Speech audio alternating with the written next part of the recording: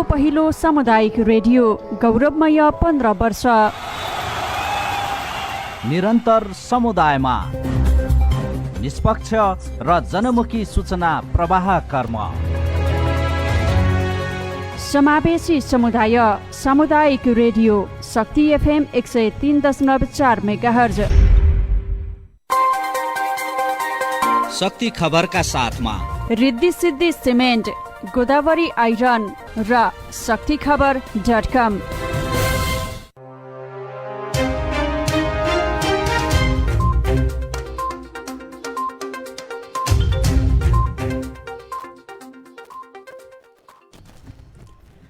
आदिवासी जनजातिको हक हितको संरक्षणका लागि सधैँ प्रतिबद्ध रहेको प्रधानमन्त्री देउबाको भनाई।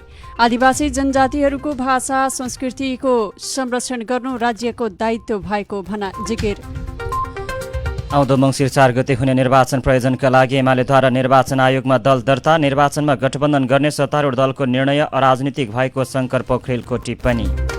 चुनावमा प्रत्येक क्षेत्रतर्फ 50% महिला उम्मेदवारी हुनुपर्नेमा सांसदहरूको जोड।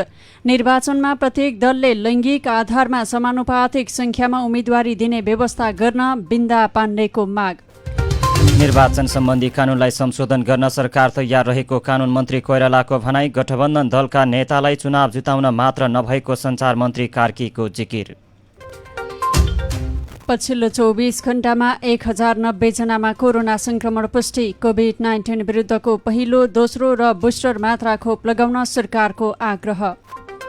अमेरिकी पूर्व राष्ट्रपति ट्रम्पको घरमा एआइबीद्वारा छापामार। भारतको बिहार राज्यका मुख्यमन्त्री नीतीश कुमारद्वारा मुख्यमन्त्री पदबाट राजीनामा। र एन्फाको कार्यसमिति बैठकका लागि 4 नयाँ एजेन्डा थप गरियो। राष्ट्रमण्डल खेलकुदको 22औं संस्करण इङ्ल्यान्डमा सम्पन्न।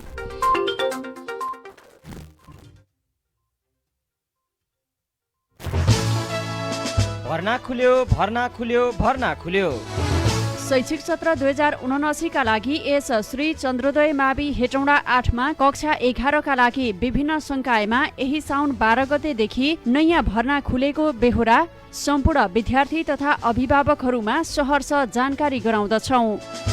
हाम्रा विशेषताहरू: अनुभवी तालिम प्राप्त तथा दक्ष शिक्षकहरूबाट अध्यापन गराइने, विद्यार्थीहरूलाई गणित विज्ञान अङ्ग्रेजी तथा सामाजिक प्रयोगशालाहरूको व्यवस्था गरिएको, विद्यार्थीहरूमा सहक्रियाकलाप सम्बन्धी क्षमताको विकास गर्न खेलकुदको व्यवस्था गरिएको, साथै बाहिरी कार्यक्रमहरूमा वक्तित्व कला कविता तथा निबन्ध जस्ता प्रतियोगिताहरूमा सरेक गराइने, साहित्यमा रुचि राख्ने विद्यार्थीहरूलाई विधागत प्रशिक्षणको व्यवस्था गरिएको, प्रोजेक्टर स्मार्ट बोर्ड तथा स्मार्ट टिभी जस्ता आधुनिक शैक्षिक साधन तथा विधिको प्रयोग गरी अध्यापन गरिने, इमेल र इन्टरनेट सहितको सुविधा सम्पन्न कम्प्युटर ल्याबको व्यवस्था गरिएको, विद्यार्थीहरूलाई स्थलगत अवलोकन शैक्षिक भ्रमण तथा प्रायोगिक कक्षा सर्वेक्षणको व्यवस्था मिलाइने, एसई परीक्षाको नतिजामा A+ ल्याउने विद्यार्थीलाई 100% तथा A ल्याउने विद्यार्थीलाई 50% छात्रवृत्तिको व्यवस्था गरिएको छ।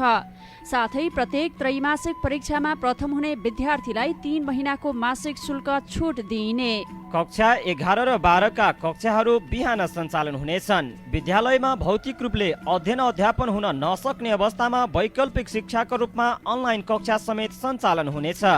Shri Chandrodaya Madhyamik Vidyalaya Hetauda 8 Bahadurganj Makwanpur. Phone number 057 412 817, mobile number 98 550 72 001 र 98 45 800 977।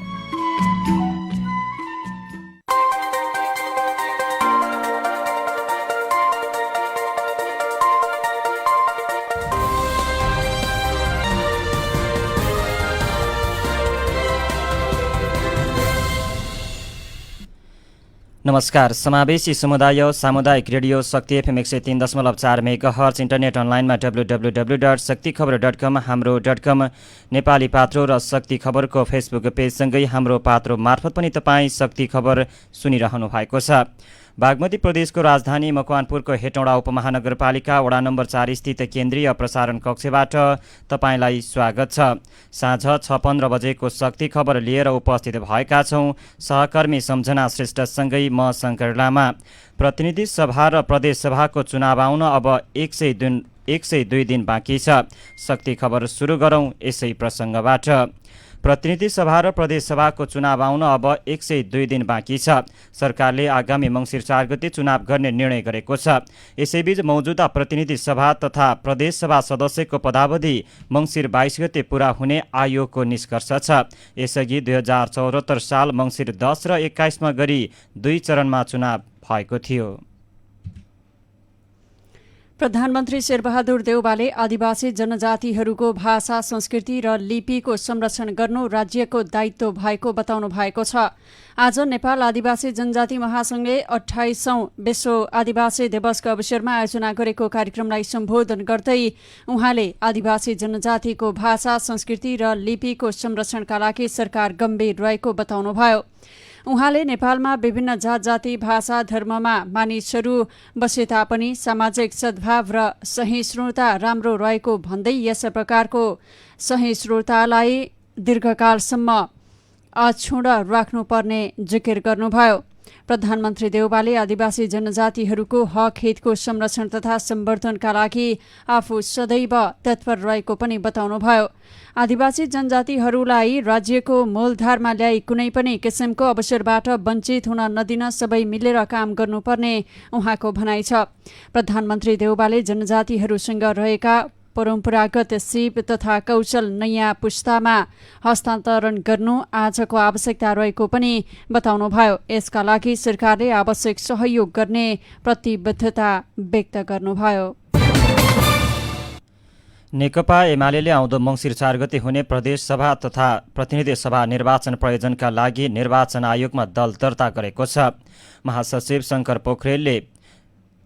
शङ्कर पोखरेलको नेतृत्वको एमाले टोलीले आज काठमाडौँको कान्ति पथमा रहेको निर्वाचन आयोगको कार्यालयमा पुगेर प्रदेश सभा र प्रतिनिधि सभा निर्वाचन प्रयोजनका लागि दल दर्ता गराएको हो।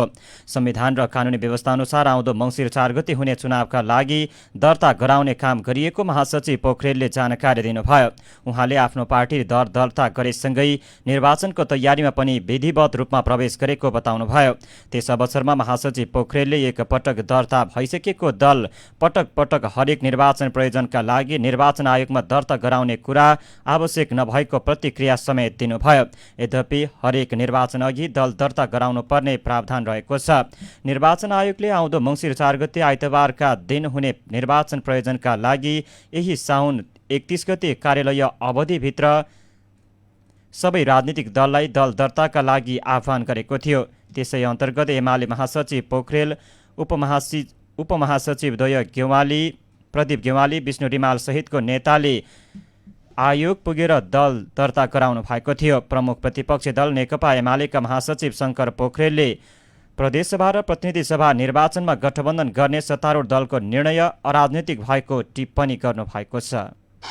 उद्देश्यका प्रश्नमा, लक्ष्यका प्रश्नमा जब स्पष्ट छैन भने त्यसले मुलुकलाई सही बाटो दिन कसरी सक्छ?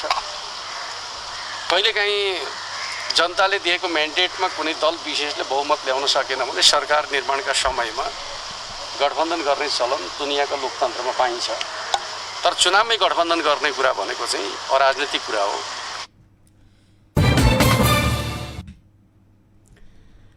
नेकपा एमालेका अध्यक्ष केपी शर्मा ओलीले राष्ट्रिय अर्थतन्त्रमा बल पुर्याउने गरी वनको सदुपयोग गर्नुपर्नेमा जोड दिनु भएको छ। नेपालमा वनको बहुआयाम रहेको उल्लेख गर्दै उहाँले त्यसको सदुपयोग गरेर मुलुकमा रोजगारीको अवसर सृजना गर्न सकिने, विकास र समृद्धिको अभियानलाई तीव्रताका साथ अगाडि बढाउन सकिने पनि स्पष्ट पार्नुभयो।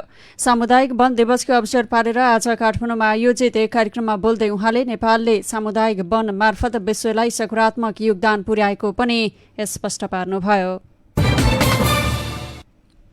कानुन न्याय तथा संसदीय मामिला मन्त्री गोविन्द प्रसाद शर्मा कोइरालाले निर्वाचन सम्बन्धी कानुनलाई संशोधन गर्न सरकार तयार रहेको बताउनु भएको छ। आज प्रतिनिधि सभाको बैठकमा बोल्नुहुँदै मन्त्री शर्माले निर्वाचन सम्बन्धी कानुनको संशोधनका लागि सरकार तयार रहेको बताउनु भएको हो।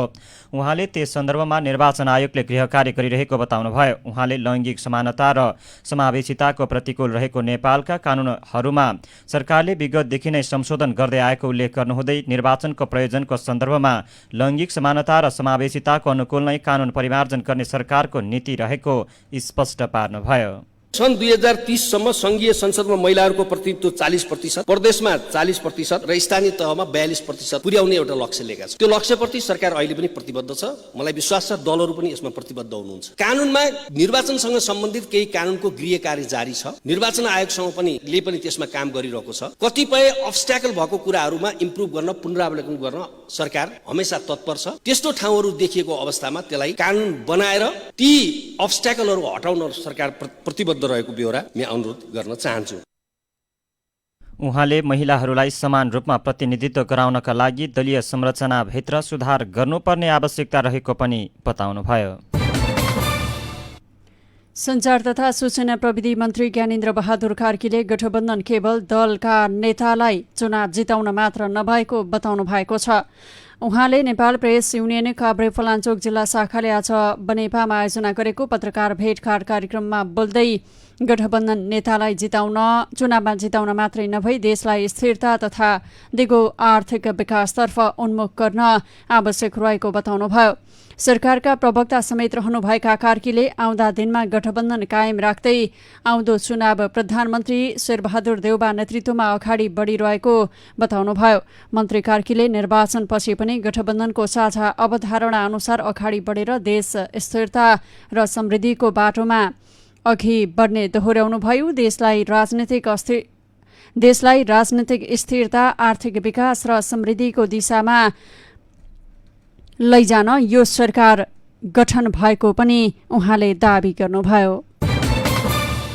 लोकतान्त्रिक समाजवादी पार्टी नेपालका सांसद राजेन्द्र महतोले पार्टी सरकारमा सहभागी बन्ने वा नबन्ने भन्ने विषयको चाँडै टुङ्गो लाग्ने बताउनु भएको छ। आज संसद बाहिर सञ्चारकर्मीहरूसँग कुराकानी गर्दै उहाँले यस्तो बताउनु भएको हो। सांसद महतोले सरकारमा मन्त्री बन्ने कुरा र आउँदो चुनावका लागि गठबन्धन गर्ने कुरामा छलफल भइरहेको बताउनुभयो। सांसद महतोले सरकारमा मन्त्री बन्ने कुरा र आउँदो चुनावका लागि गठबन्धन गर्ने कुरामा छलफल भइरहेको बताउनु भएको छ। छलफल सकारात्मक रहेको र अबको केही दिनमा नै टुङ्गो लाग्ने उहाँको भनाइ छ। उहाँले जसपासँग सँगै बसेर काम गरिसकेकोले सरकारमा सँगै बस्नका लागि कुनै गाह्रो नहुने बताउनुभयो। सांसद महतोले नागरिकताका मुद्दाको वैषयिकको सवालमा नै सरकारलाई सहयोग गर्न लागेको बताउनुभयो।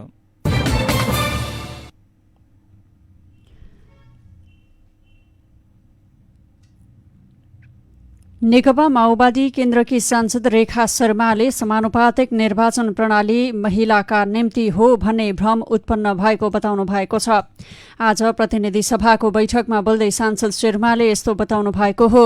उहाँले अहिले संघ र प्रदेशमा मिश्रित निर्वाचन प्रणालीको मर्यादा नै कायम नरहने गरी समानुपातिक निर्वाचन प्रणाली भनेको महिलाका निम्ति हो र प्रत्यक्ष निर्वाचन प्रणाली भनेको पुरुषका निम्ति हो भन्ने जस्तो व्यवहार भइरहेको भन्दै आपत्ति जनाउनुभयो। उहाँले प्रत्यक्ष निर्वाचनमा महिला प्रतिनिधि घट्दै गइरहेको अवस्थालाई मध्यनजर गरी प्रत्यक्ष निर्वाचनतर्फ संघ र प्रदेशमा 50-50% महिला उम्मेद्वारी दिन आवश्यक रहेको बताउनुभयो।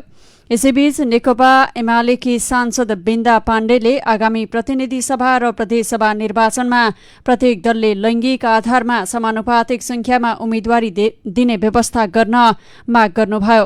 आजको प्रतिनिधि सभा बैठकमा बोल्दै उहाँले निर्वाचनमा महिलाको समानुपातिक सहभागिता गराउन आवश्यक भएको भन्ने जरुरी सार्वजनिक महत्त्वको विषयमा कानून मन्त्रीको ध्यानाकर्षण गराउँदै सांसद पाण्डेले यस्तो बताउनु भएको हो। उहाँले आगामी स्थानीय तह निर्वाचनमा पनि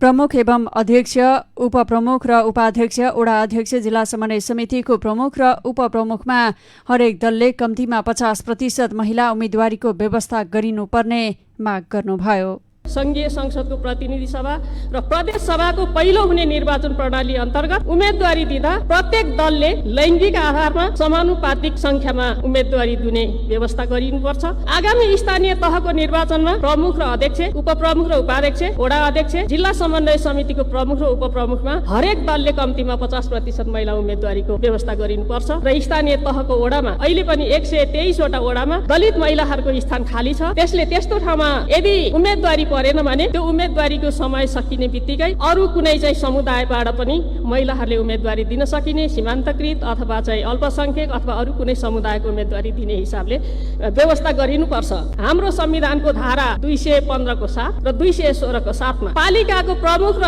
अध्यक्षले दुई पटक भन्दा बढी निर्वाचित भइसके पछाडि उम्मेदवारी दिन नपाउने व्यवस्था गरिएको छ। तर यो व्यवस्था स्थानीय तहको सबै कार्यकारी पदहरू प्रमुख, अध्यक्ष, उपप्रमुख, उपाध्यक्ष, वडा अध्यक्ष र जिल्ला समन्वय समिति प्रमुख र उपप्रमुखको लागि पनि एउटै व्यक्ति एउटै पदमा बढीमा 2 पटक मात्र निर्वाचित हुन सक्ने खालको व्यवस्था गरिनुपर्छ भन्ने कुरो आग्रह गर्न चाहन्छु।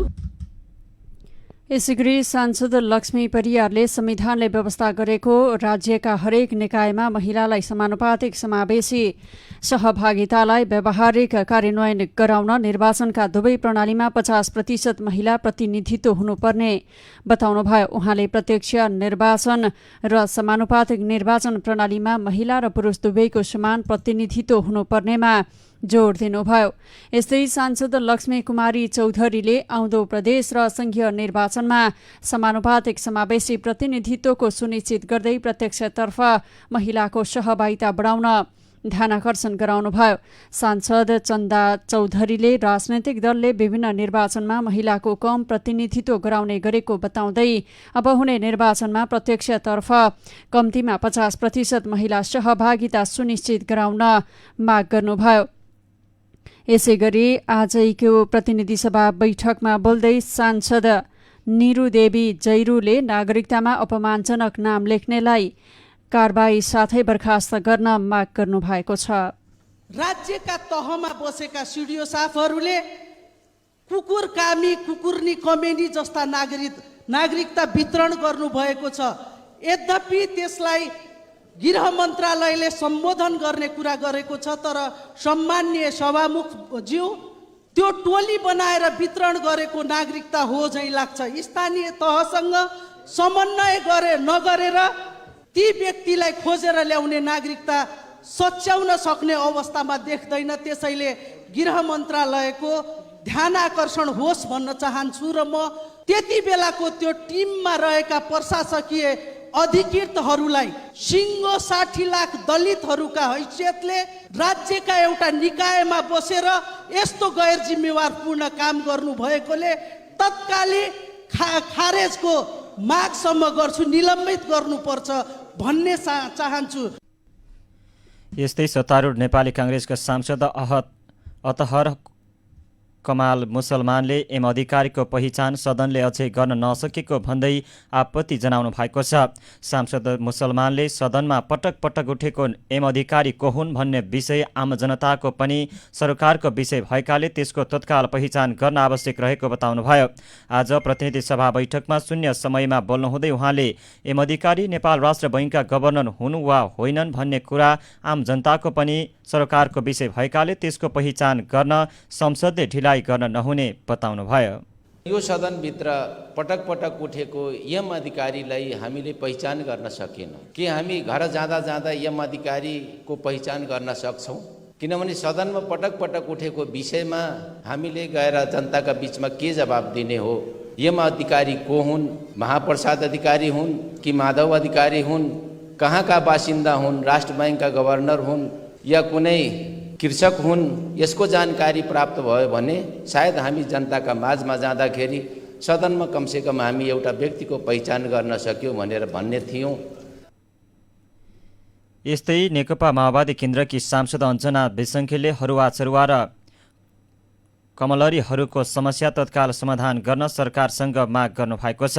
यसैगरी राष्ट्रिय जनमोर्चाकी सांसद दुर्गा पौडेलले समानुपातिक निर्वाचन प्रणालीबाट चुनिएका सांसदहरूलाई विभेद गरिएको बताउनु भएको छ।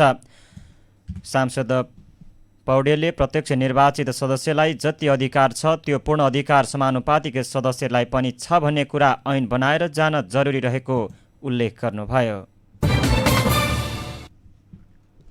नर्भिक अस्पतालले सरकारी जग्गामा अवैध संरचना बनाएको विषयमा अध्ययन गर्न काठमाडौँ महानगरपालिका र अस्पतालका प्राविधिक सहितको अध्ययन समिति गठन गर्ने सहमति भएको छ। महानगरले नर्भिकलाई सार्वजनिक जग्गाको संरचना हटाउन 24 घण्टे अल्टिमेटम दिए पनि तत्काल अल्टिमेटम अनुसार संरचना नभत्काउने भएको हो। आज काठमाडौँ महानगरपालिकाका मेयर बालेन्द्र शाहले अस्पताल पुगेर महानगरपालिका र अस्पतालका प्राविधिक राखेर प्राविधिकहरूको निर्देशन अनुसार अगाडि बढ्ने सहमति गर्नुभएको हो। उहाँले प्राविधिकहरूले दिएको सुझाव अनुसार 30 देखि 35 दिनमा संरचना व्यवस्थापन गर्नुपर्ने बताउनुभयो। उहाँले नियम सबैलाई बराबर हुनुपर्नेमा जोड दिनुभयो। मेयर शाहले सार्वजनिक जग्गा मिच्ने फुटपाथ मिच्ने विषय एउटै भएकाले सबैलाई कानून बराबर लाग्ने बताउनुभयो। उहाँले आफूलाई अस्पतालले सरकारसँग जग्गा लिजमा लिएको विषयमा समस्या नभएको पनि बताउनुभयो। अस्पताललाई मन्त्री परिषदले निर्णय गरेर जग्गा लिजमा दिए पनि महानगरलाई केही फरक नपर्ने मेयर शाहको भनाइ छ। अस्पतालका अध्यक्ष राजेन्द्र बहादुर सिंहले सरकारसँग भएको जग्गा लिजको सम्झौताको पूर्ण रूपमा पालना गरेको उल्लेख गर्नुभयो। उहाँले अझै अस्पतालसँग सम्झौता अनुसार 8 वर्ष बाँकी रहेको पनि बताउनुभयो। अध्यक्ष सिंहले महानगर र अस्पतालको प्राविधिकहरूको समितिले दिएको सुझाव अनुसार अगाडि बढ्ने बताउनुभयो। नर्भिक अस्पतालले आफूले कानून अनुसार जग्गा भाडामा लिएको र त्यहाँ अस्पतालका लागि अत्यावश्यक अक्सिजन सहितका सामग्री भण्डारणमा रहेको पनि बताएको छ। अस्पताल र महानगरबीच समिति बनाउने र समितिकै सिफारिस अनुसार अगाडि बढ्ने सहमति जुटेको छ। नर्भिक अस्पतालले लिजमा लिएको 1 रोपनी 8 आना जग्गाको पश्चिमतर्फ सम्झौता विपरीत र नक्सा पास नगरी घर टहरा बनाएको महानगरको ठहर छ। सरकारले कोभिड-19 अर्थात् कोरोना भाइरस विरुद्धको पहिलो, दोस्रो र बुस्टर मात्रा खोप लगाउन पुनः आग्रह गरेको छ। स्वास्थ्य तथा जनसङ्ख्या मन्त्रालयले कोरोना विरुद्धको खोपले नै गम्भीर अवस्थामा पुग्नबाट रोक्ने भएकाले जुन मात्र लगाउनु पर्ने हो त्यो मात्र खोप अनिवार्य लगाउन आग्रह गरेको छ। खोप लगाएका मानिसको तुलनामा नलगाएका मानिसहरूमा संक्रमणले गम्भीर बिरामी बनाउने सम्भावना 10 गुणाले धेरै हुने भएकाले खोप लगाउनु पर्ने मन्त्रालयको भनाइ छ। खोप लगाएका कोरोना संक्रमित निकै कम मात्रै गम्भीर अवस्थामा पुग्ने मन्त्रालयले जनाएको छ। यसै गरी बुस्टर मात्राले गम्भीर बिरामी वा मृत्यु हुनबाट लगभग 85% सुरक्षा गर्ने मन्त्रालयले जनाएको छ। कोरोना विरुद्धको खोप लगाउन नाक र मुख छोपिने गरी मास्क लगाउन, भौतिक दूरीको ख्याल गर्न, खोक्दा वा हाछ्यौँ गर्दा पाखुरादेखि नाडीसम्मको भागले नाक मुख छोप्न, झ्याल सधैँ खुल्ला राख्न र बेला बेला साबुन पानीले मिची हात धुन पनि मन्त्रालयले आग्रह गरेको छ। यता पछिल्लो 24 घण्टामा देशभर थप 1090 जनामा कोरोना संक्रमण पुष्टि भएको छ भने 2 जनाको मृत्यु भएको छ। पछिल्लो 24 घण्टामा 6300 जनाको नमुना परीक्षण गरिएको थियो। 2958 जनाको PCR र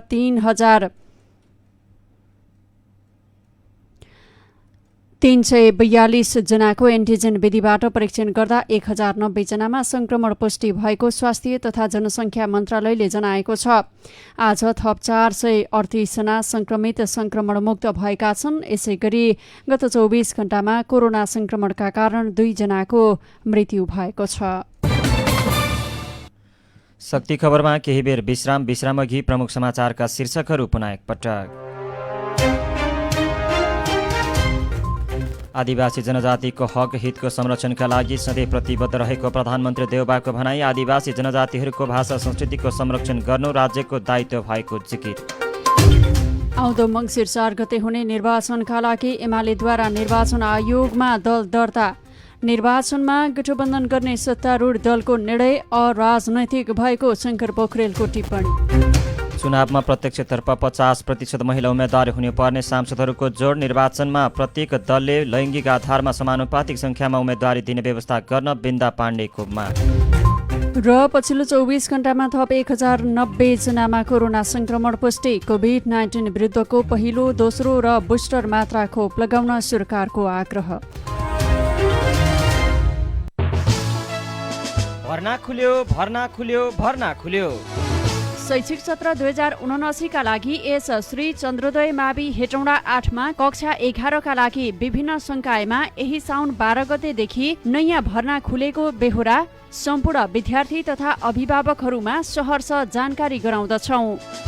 हाम्रा विशेषताहरू: अनुभवी तालिम प्राप्त तथा दक्ष शिक्षकहरूबाट अध्यापन गराइने, विद्यार्थीहरूलाई गणित, विज्ञान, अङ्ग्रेजी तथा सामाजिक प्रयोगशालाहरूको व्यवस्था गरिएको, विद्यार्थीहरूमा सहक्रियाकलाप सम्बन्धी क्षमताको विकास गर्न खेलकुदको व्यवस्था गरिएको, साथै बाहिरी कार्यक्रमहरूमा वक्तित्व कला, कविता तथा निबन्ध जस्ता प्रतियोगिताहरूमा सरेक गराइने, साहित्यमा रुचि राख्ने विद्यार्थीहरूलाई विधागत प्रशिक्षणको व्यवस्था गरिएको, प्रोजेक्टर, स्मार्ट बोर्ड तथा स्मार्ट टिभी जस्ता आधुनिक शैक्षिक साधन तथा विधिको प्रयोग गरी अध्यापन गरिने, इमेल र इन्टरनेट सहितको सुविधा सम्पन्न कम्प्युटर ल्याबको व्यवस्था गरिएको, विद्यार्थीहरूलाई स्थलगत अवलोकन, शैक्षिक भ्रमण तथा प्रायोगिक कक्षा सर्वेक्षणको व्यवस्था मिलाइने, एसई परीक्षाको नतिजामा A+ ल्याउने विद्यार्थीलाई 100% तथा A ल्याउने विद्यार्थीलाई 50% छात्रवृत्तिको व्यवस्था गरिएको छ।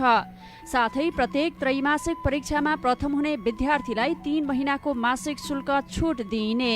कक्षा 11 र 12 का कक्षाहरू बिहान सञ्चालन हुनेछन्। विद्यालयमा भौतिक रूपले अध्ययन अध्यापन हुन नसक्ने अवस्थामा वैकल्पिक शिक्षाको रूपमा अनलाइन कक्षा समेत सञ्चालन हुनेछ।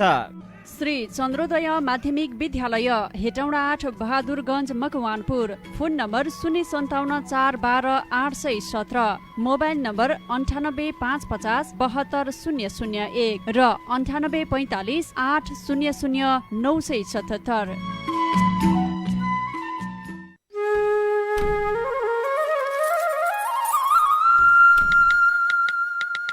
हैन, घरै बसेर मोबाइल मात्र चलाइराख्ने कि निर्माण सामग्रीहरू कहाँ पाइन्छ बजारतिर बुझ्न जाने हो?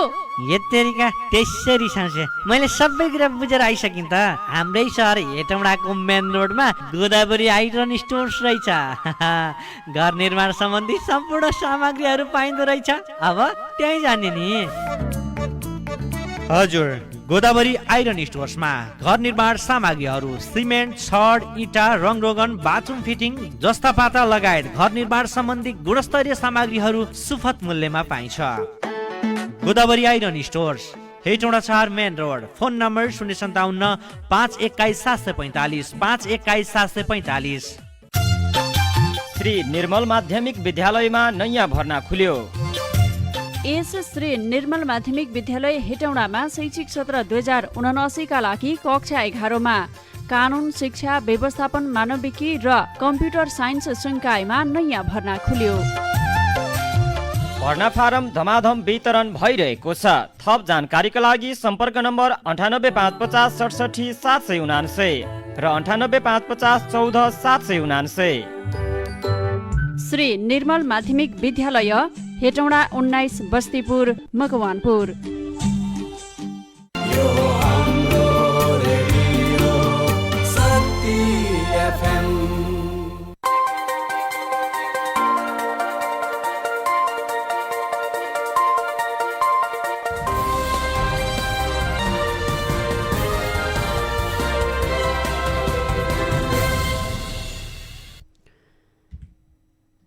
विश्रामपछि शक्ति खबरमा तपाईंलाई पुनः स्वागत छ। अब बाँकी प्रसङ्ग। बागमती प्रदेश सरकारले पुनः 2वटा अध्यादेश जारी गर्ने निर्णय गरेको छ। निर्वाचनको मिति तोकिएसँगै काम चलाउ भएको प्रदेश सरकारको आज दिउँसो बसेको मुख्यमन्त्री तथा मन्त्रीपरिषद बैठकले 2 अध्यादेश ल्याउने निर्णय गरेको हो। बागमती प्रदेश सरकारले यसअघि जारी गरेको संहिता कार्यान्वयनको क्रममा महत्वपूर्ण मानिएको प्रदेश सरकारले प्रदेश निजामती सेवाको गठन, सञ्चालन र सेवाका शर्तहरू सम्बन्धमा व्यवस्था गर्न बनेको अध्यादेश, स्थानीय तहका सेवाको गठन तथा सञ्चालन सम्बन्धमा व्यवस्था गर्न बनेको अध्यादेश जारी गर्ने निर्णय गरेको सरकारका प्रवक्ता एवं आन्तरिक मामिला तथा कानून मन्त्री कृष्ण प्रसाद शर्मा खनालले जानकारी दिनुभयो। उहाँका अनुसार जारी भएको अध्यादेश संसद चल्न सकेको खण्डमा अहिलेकै सरकारले सदनमा पेश गरेर पास गर्ने र सदन चल्न नसकेको खण्डमा निर्वाचनपछि आउने सरकारले गर्नेछ। प्रदेश सरकारले गत फागुनमा प्रदेश निजामती सेवाको गठन, सञ्चालन र सेवाका शर्तहरू सम्बन्धमा व्यवस्था गर्न बनेको अध्यादेश स्थानीय तहका सेवाको गठन तथा सञ्चालन सम्बन्धमा व्यवस्था गर्न बनेको अध्यादेश र प्रदेश युवा परिषद ऐन 2076लाई संशोधन गर्न बनेको अध्यादेश तथा मदन भण्डारी स्वास्थ्य विज्ञान प्रतिष्ठान ऐन 2076लाई संशोधन गर्न बनेको अध्यादेश र प्रदेश अनुसन्धान ब्युरो गठन सञ्चालन सम्बन्धी अध्यादेश जारी गरेको थियो।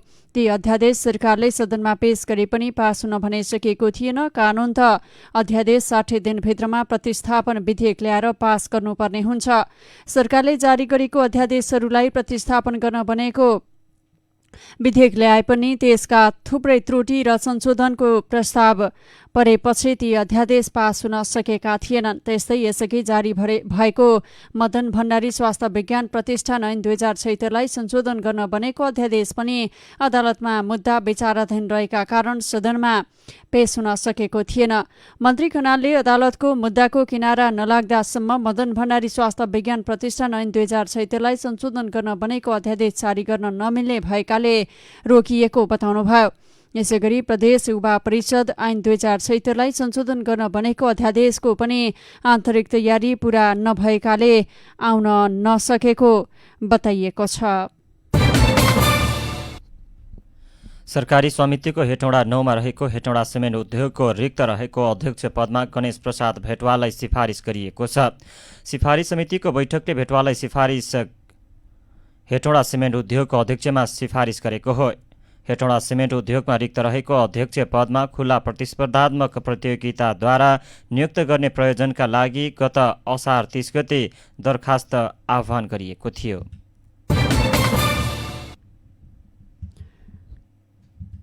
नेपाल लेखापढी कानून व्यवसायी एसोसिएसन जिल्ला समन्वय समिति मकवानपुरले जिल्ला समन्वय समिति मकवानपुरलाई ज्ञापन पत्र बुझाएको छ। आज समितिका अध्यक्ष नारायण बहादुर थोकर सहितको टोलीले जिल्ला समन्वय समिति मकवानपुरका प्रमुख ललित घलानलाई ज्ञापन पत्र बुझाएको हो। ज्ञापन पत्रमा पालिकाका सबै जग्गाहरू किताकाट रोकिएकाले जनताले आफ्नो जग्गा टुक्र्याएर बिक्री वितरण गर्न, अंशबन्डा गर्न तथा दान बकस गर्न नपाएको उल्लेख छ। भू उपयोग नियमावली 2079 को 5 को उपनियम 7 अनुसार पालिकाभित्रका जग्गाहरू कृषि क्षेत्र वा गैर कृषि क्षेत्रमा विभाजन गरी यसको जानकारी सबै वडा कार्यालयहरूलाई गराउन र किताकाटको लागि सिफारिस हुने व्यवस्था मिलाउन आग्रह गरिएको छ। यसै सन्दर्भमा नेपाल लेखापढी कानून व्यवसायी एसोसिएसन जिल्ला समन्वय समिति मकवानपुरका अध्यक्ष नारायण बहादुर थोकरसँग कुराकानी गरेका छौं। ज्ञापन पत्रमा खास चाहिँ के छ भन्नु होला भनेदेखि अहिले यो मन्त्री स्तरीय निर्णयबाट जुन भूखण्डीकरणमा रोक लगाइएको छ त्यसले गर्दाखेरिमा अंशबन्ड दान बकस केही पनि भएको छैन। अनि त्यसले गर्दाखेरिमा हामी भने एउटा सेवामूलक चाहिँ संस्था भएको हुनाले जनताहरू सोझै हामीसँग ठोकिने र गुनासो चाहिँ बढेको हुनाले अनि हामीले चाहिँ नि यो केन्द्र स्तरबाटै निर्णय गराएर अनि यसको लागि पहल गरिदिनको लागि 10 वटा गाउँपालिका र एउटा उपमहानगरपालिकामा तपाईँहरूले चाहिँ पत्रचार गरेर झगडाउने काम गरिदिनु पर्यो भनेर हामीले जिल्ला समन्वय मकवानपुर हेटौँडालाई ज्ञापन पत्र बुझाएको। अब त्यो ज्ञापन पत्रमा भनिएका धेरै कुरा छन्, जस्तो कि तपाईँले भन्नुभयो सेवाग्राहीहरू सोझै हामीसम्म आइपुग्ने भन्नुभएको थियो। सेवाग्राहीहरू चाहिँ कस्ता समस्या लिएर आउँथे र तपाईँहरूले यो ज्ञापन पत्र बुझाउनु पर्ने अवस्था भयो? सेवाग्राहीहरू हामीसँग समस्या चाहिँ नि कोही दाजुभाइहरूको अंशबन्ध गर्न रोकियो भन्ने गुनासो आउँथ्यो। कोहीलाई चाहिँ अब हाम्रो अब रोगहरू लागेर बिरामीहरू भइरहेका छन्, केही जग्गाहरू चाहिँ बेचबिखनै गरेर उपचार गर्नुपर्ने हुन्छ, त्यो पनि रोकिराखेको छ। यसले गर्दाखेरि हामीलाई मर्का पर्यो भन्ने खालका गुनासोहरू बढी ठोकिन आउने भएको हुनाले अब यसमा चित्त खण्डीकरणको लागि चाहिँ जसरी भूसेवा परिषद भन्नेकरण गर्नुपर्ने हो त्यो चाहिँ तुरुन्तै चाँडै गरेर अनि वहाँबाट त्यही अनुसारको सिफारिस आएर चाहिँ चित्रकारको व्यवस्था मिलाउनलाई पहल गरिदिनु पर्यो भनेर भन्यौँ। र गाउँबाट पनि सर्वसाधारणदेखि सबैजनाहरू गुनासो त्यही नै छ। अब यो हामीलाई जुन परेका मर्काहरू छन्, अब कसैसँग चाहिँ हामीले पैसा लिएर पहिला लिइसकेका छौँ, उहाँहरूलाई हामीले जग्गा दिन नसक्ने, पैसा फिर्ता दिन पनि नसक्ने अवस्था यस्तो छ।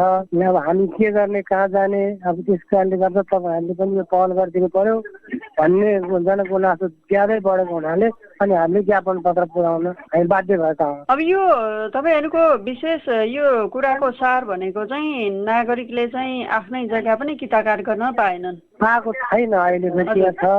अब नागरिकहरूले अब कसैलाई चाहिँ नि तपाईँको अब 2 कट्ठा 1 कट्ठा जग्गा चाहिँ बेचेर कसैले चाहिँ नि विदेश बच्चाहरू पढाउन पठाउनु पर्ने अवस्था छ। कसैले चाहिँ नि अब दाजुभाइ बिचमा चाहिँ नि खिचाकाट गरेर आफ्नो आफ्नो नबनाएर घरेसी झगडाले चाहिँ नि ठुलो उग्र रूप लिने अवस्था भइरहेको अवस्था पनि खिचाकाट गर्न नपाएर भाइ भाइको बोलचाल नभएर मारामारको अवस्था पनि भइरहेको छ।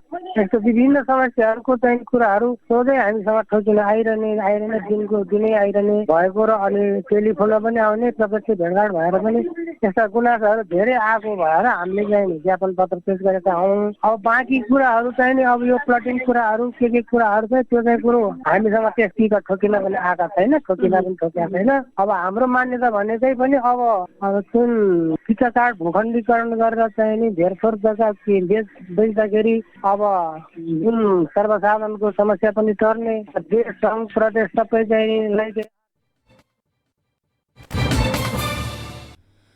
मकवानपुर प्रहरीले लागु औषध खैरो हिरोइन सहित एकजनालाई पक्राउ गरेको छ।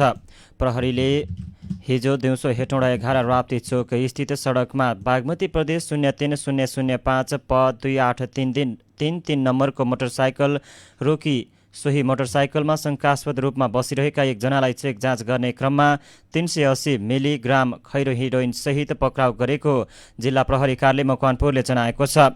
पक्राउ पर्नेमा हेटौँडा 1 का 25 वर्षीय सन्तोष पाण्डे रहेका छन्।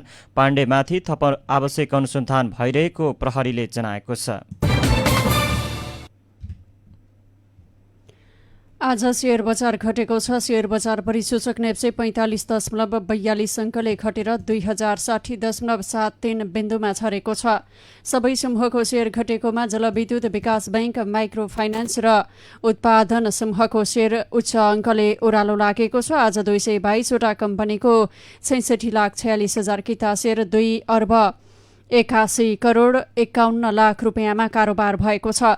सबैभन्दा धेरै नागरिक लगानी कोषको 15 करोड 10 लाख रुपियाँको शेयर किनबेच भयो। आज गणपति लघुवित्तको शेयर 7% भन्दा धेरै तथा Ghalemdi hydro, Panchakanya Mai hydro, Nyadi hydro तथा मध्य फटेकोशी जलविद्युत र राष्ट्र उत्थान लघुवित्तको शेयर 6% भन्दा धेरैले घटेको छ।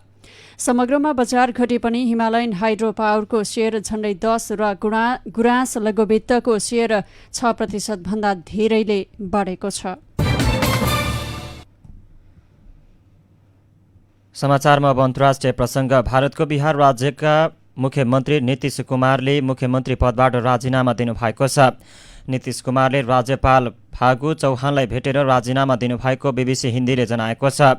उहाँले राजीनामा बुझाएपछि पार्टीका सबै विधायक र सांसद अहिलेको गठबन्धनबाट अलग हुन चाहेको बताउनुभयो।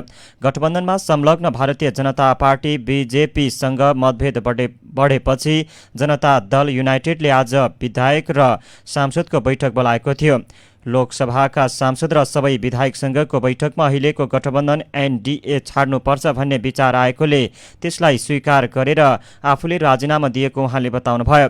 अब नीतीश कुमारले राष्ट्रिय जनता दलको समर्थनमा नयाँ सरकार बनाउने विश्वास गरिएको बीबीसी हिन्दीले जनाएको छ। काङ्ग्रेस र अन्य विपक्षी दलहरूले पनि नीतीश कुमार नेतृत्वको नयाँ सरकारलाई समर्थन गर्ने सङ्केत गरेका छन्। यसैबीच भारतीय जनता पार्टीले भने गठबन्धन तोड्दै मुख्यमन्त्रीले दिएको राजीनामा बिहारका नागरिक र पार्टी बीच धोका भएको प्रतिक्रिया दिएको छ।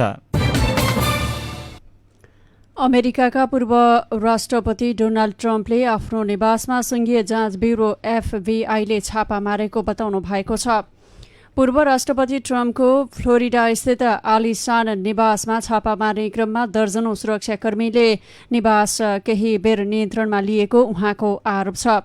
उहाँले एक विज्ञप्ति जारी गर्दै आफ्नो निवास कब्जामा लिएको बताउनु भएको हो। आफूले सहयोग गर्दा गर्दै पनि अनाधिकृत रूपले निवासमा छापा मारेको उहाँले आरोप लगाउनुभयो। गत वर्ष अमेरिकी क्यापिटल भवनमा भएको दंगामा ट्रम्पको संलग्नता भएको भन्दै छानबिन प्रक्रिया जारी रहेकै बेला उहाँको निवासमा छापा मारिएको खबर बाहिर आएको हो। घरमा छापा मार्ने समयमा पूर्व राष्ट्रपति ट्रम्प भने न्युयोर्क शहरको ट्रम्प टावरमा रहनु भएको थियो। उहाँ राष्ट्रपति हुँदा सरकारी कागजातको दुरुपयोग सम्बन्धमा छानबिनका लागि छापा मारेको जनाइएको छ। दक्षिण कोरियामा भारी वर्षापछि आएको बाढीमा 8 जनाको मृत्यु भएको छ। बाढीका कारण ठाउँ ठाउँमा घर भत्किँदा 14 जना घाइते भएका छन्। दक्षिण कोरियाको राजधानी सियोल बाढीको चपेटामा पर्दा हजारौं विस्थापित भएका हुन्। नदीको सतह बढेर बस्तीसम्म प्रवेश गर्दा उनीहरू विस्थापित भएका हुन्। बाढीका कारण मेट्रो, रेलवे सेवा, हवाई लगायत सार्वजनिक यातायात सेवा पूर्ण रूपमा प्रभावित भएको छ। पार्किङमा राखिएका निजी सवारी साधन बाढीले बगाउँदा लाखौंको क्षति भएको छ। दक्षिण कोरियामा 80 वर्षपछि यति भारी वर्षा र बाढी आएको त्यहाँको मौसमविदहरूले बताएका छन्। यसैबीच दक्षिण कोरियाका राष्ट्रपति युक सुक येउलले बाढीग्रस्त क्षेत्रको निरीक्षण गर्नुभएको छ। बाढीबाट विस्थापित भएकाहरूलाई स्थानीय विद्यालयमा राखिएको छ। समाचारको अन्त्यमा केही खेलकुदको प्रसङ्ग। अखिल नेपाल फुटबल संघ एन्फाको कार्य समिति बैठकका लागि 4 नयाँ एजेन्डा थप गरिएको छ। सातोबाटो स्थित एन्फा कम्प्लेक्समा साउन 26 गते बस्ने कार्य समितिको बैठकमा यसअघि तय एजेन्डामा 4 एजेन्डा थपिएको हो।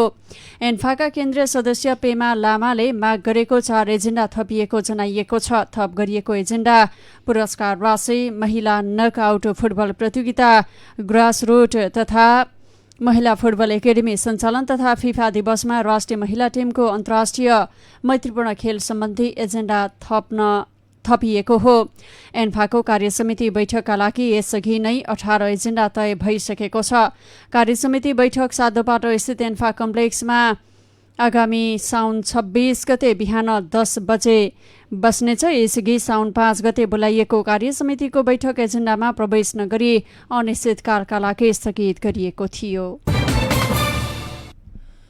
67 स्वर्ण पदकसहित अस्ट्रेलियालाई च्याम्पियन बनाउँदै राष्ट्रमण्डल खेलकुद अर्थात् कमनवेल्थ गेम्सको 22औं संस्करण इङ्ल्यान्डको बर्मिङमा सम्पन्न भएको छ। यही जुलाई 28 तारिखमा सुरु भएको प्रतियोगिता हिजो सकिएको हो। यसपटक 67 स्वर्ण पदकसहित अस्ट्रेलिया च्याम्पियन बन्दा 57 स्वर्ण जितेको इङ्ल्यान्ड दोस्रो तथा 26 स्वर्णसहित क्यानाडा तेस्रो भएको हो। 22 स्वर्ण पदक जितेको भारत चौथो भयो भने 20 स्वर्ण पदकका साथ न्युजिल्यान्ड पाँचौं भएको छ। प्रतियोगितामा पूर्व बेलायत साम्राज्यमा आबद्ध 72 देशका खेलाडीहरू सहभागी रहेको थियो। राष्ट्रमण्डल खेलकुदको 23औं संस्करण सन् 2026मा अस्ट्रेलियाको भिक्टोरियामा आयोजना हुनेछ। शक्ति खबर सक्नु अघि यस बुलेटिनका प्रमुख समाचारका शीर्षकहरू पुनः एकपटक। आदिवासी जनजातिको हक हितको संरक्षणका लागि सधैँ प्रतिबद्ध रहेको प्रधानमन्त्री देउबाको भनाई। आदिवासी जनजातिको भाषा संस्कृतिको संरक्षण गर्नु राज्यको दायित्व भएको जिकिर। आउँदो मङ्सिर 4 गते हुने निर्वाचनका लागि एमालेद्वारा निर्वाचन आयोगमा दल दर्ता। निर्वाचनमा गठबन्धन गर्ने सत्तारूढ दलको निर्णय अराजनीतिक भएको शङ्कर पोखरेलको टिप्पणी। चुनावमा प्रत्यक्षतर्फ 50% महिला उम्मेद्वारी हुनुपर्नेमा सांसदहरूको जोड। निर्वाचनमा प्रत्येक दलले लैङ्गिक आधारमा समानुपातिक संख्यामा उम्मेद्वारी दिने व्यवस्था गर्न बिन्दा पाण्डेको माग। निर्वाचन सम्बन्धी कानुनलाई संशोधन गर्न सरकार तयार रहेको कानुन मन्त्री कोइरालाको भनाई। गठबन्धन दलका नेतालाई चुनाव जिताउन मात्र नभएको सञ्चार मन्त्री कार्कीको जिकिर।